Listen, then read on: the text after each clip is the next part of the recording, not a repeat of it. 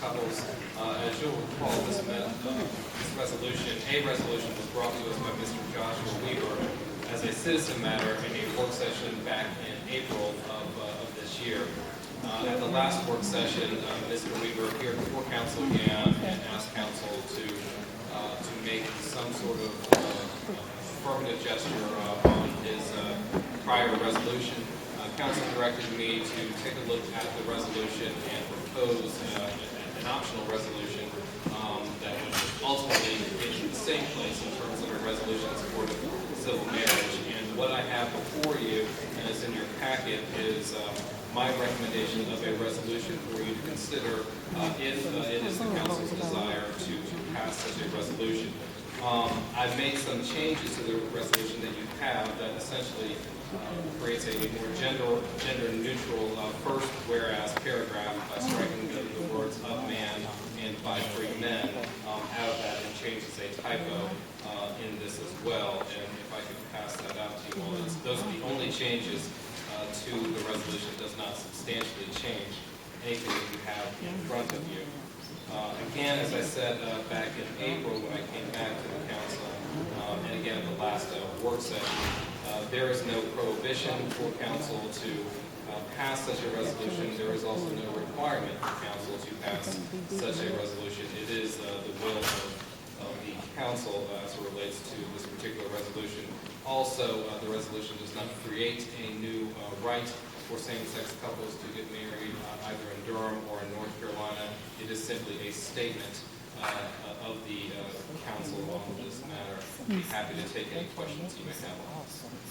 Yes, of course, other questions. They don't have the power.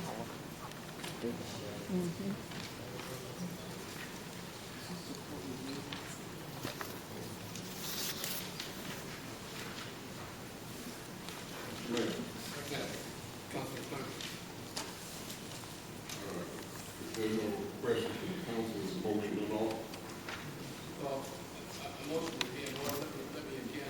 Let me again say that this is not a public hearing matter. We had a work session where this item was brought up. I have persons that have signed up to speak, and I can tell the council that all the persons that have signed up to speak for this item have indicated, with the exception of two, have indicated that they are proponents of this item. There are two persons that have signed up that didn't indicate whether they're proponents or opponents. I'll recognize them if they can identify what they are. If they're opponents, and I'll let everybody speak. If they're proponents, I'm going to leave that to council. Renee Rauch, Sheville. Renee, were you in support of this?